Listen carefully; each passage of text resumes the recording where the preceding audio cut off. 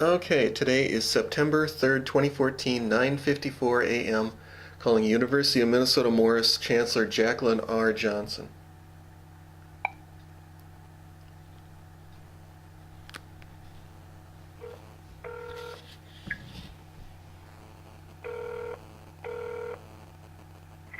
Chancellor's office, this is Carrie. Yes, how you doing today? I'm fine, thanks. How are you? Well, I'm doing super. Can't complain on a beautiful sunshiny day like today. Well, And may I ask who I'm talking to? this is Terry Nemmers. Okay. Is Chancellor Johnson around? She is not. Could I take a message? Well, yes. She is currently illegally withholding some public information from me, which I submitted not only one but two data requests, one in June and one in July. The one in July is for personnel data. Let's see, where is it here?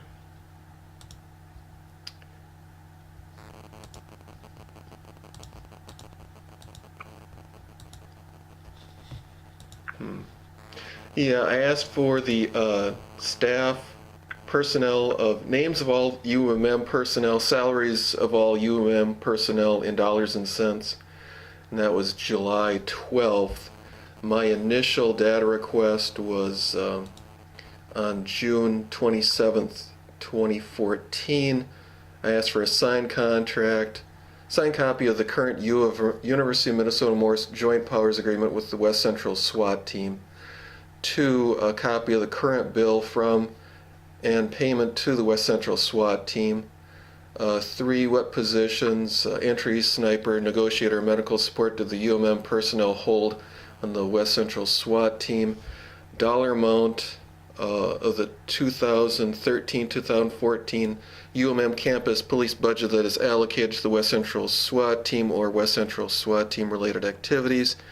5, policy and procedure manual for the UMM campus police.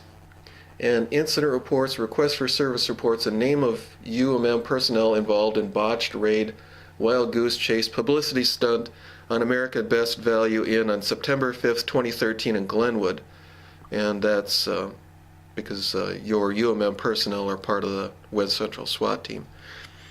Well, anyhow, the personnel data, the names and salaries have been willfully refused. You willfully refused to produce that information. Chancellor Johnson has willfully refused to produce a signed contract with the West Central SWAT Team, the Joint Powers Agreement. She sent a draft. I presume, since she's a PhD, she knows the difference between a draft and a signed contract. In fact, the draft she sent, it says on the page 12, I do believe, it says, in witness whereof the undersigned government units by action of their governing bodies caused this agreement to be executed in accordance with the authority of Minnesota Statute 471.59. And of course, there isn't a single signature on this draft that Chancellor Johnson sent to me.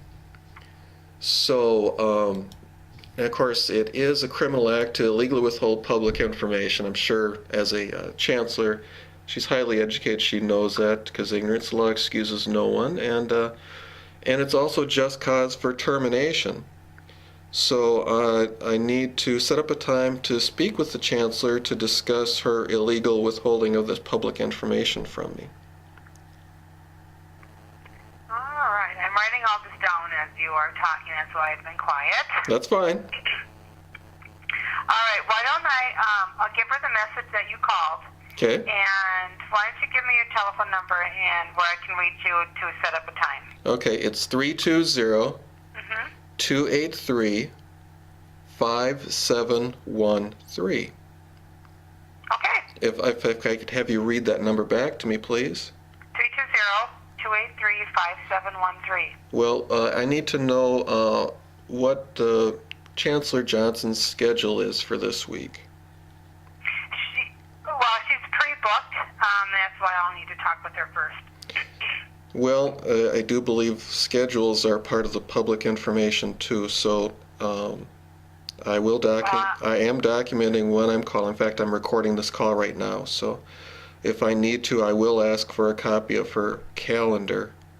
So that's fine too. But I'm expecting an immediate call back because, of course, this is a criminal act. So I expect my data to appear immediately, and two, I expect her to return my phone call immediately. I cannot guarantee that she will return your call immediately. Well, I will just let you know that right now. I presume that she will lawyer up and never speak to me. That's what my presumption is. That's why I'm recording this phone call right now. So. Okay, well, I will get back to you when I can. Thank you. Appreciate it. Thank you. Yep, bye. Okay, it is October 28th, 2014, 10:33 a.m. Calling University of Minnesota Morris Chancellor Jacqueline R. Johnson.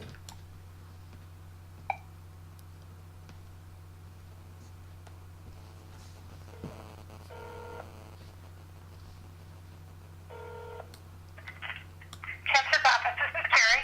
Yes, how you doing today? I'm good, how are you? Well, super. Can't complain on a beautiful, windy, rainy, cruddy day like today.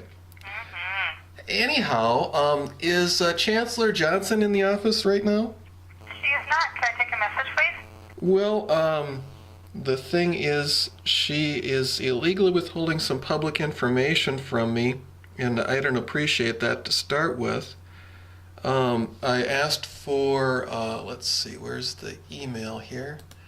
The names of all University of Minnesota Morris personnel, the salaries of all University of Minnesota personnel in dollars and cents, and if coded, provide key to code. And that was July 12th, 2014. And she has willfully refused to produce that information. And I'm sure you're aware it's a criminal act to illegally withhold public information. And also, in a subsequent data request on, let's see, what day was that? June 27th, 2014. I asked for the incident reports, requests for service reports, names of U of M personnel involved in botched raid, wild goose chase / publicity stunt on America's Best Value Inn on September 5th, 2013 in Glenwood. And this is the quote from the newspaper. Agents of the Minnesota Bureau of Criminal Apprehension, Glenwood Police Department, Pope County Sheriff's Office, and the West Central Minnesota SWAT Team, which University of Minnesota Morris is a part of, Douglas County SWAT Team, Minnesota State Patrol, law enforcement officers from Grant, Swift, Stevens, and Douglas County, as well as an FBI agent, conducted a full search of the hotel. And the article title is Public Tip Leads to Search of Glenwood Hotel by Tim Douglas, publisher, Pope County Tribune, 9/9/2013. Now, instead of sending me the reports, I received this retarded response from your data personnel individual, Susan M. McKinney.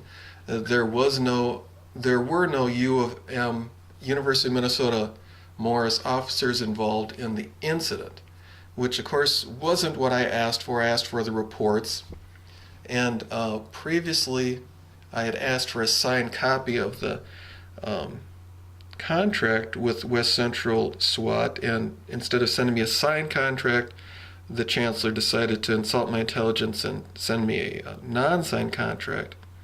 But even in the non-signed contract, it specifically states in Section 6.7 that teams, books, reports, and records shall be open to inspection by its members at all reasonable times, which means that the university, or the campus police at the University of Minnesota Morris have access to these incident reports that I have requested, and even if they don't have them in their possession, they certainly should have sent this data request to the responsible authority at the West Central SWAT team to have this data request processed. Now, I don't appreciate the Chancellor, playing these little retarded games. First of all, I graduated from the University of Minnesota Morris, so, how she treats someone who graduated from her own college this way, I don't know how she treats someone who didn't graduate from the college. Do you understand what I'm saying? I'm writing everything down. Is this Mr. Nemmers? Yes, it is. All right. I will make sure that Chancellor Johnson received your message that you called today. Okay. Thank you. Oh, wait.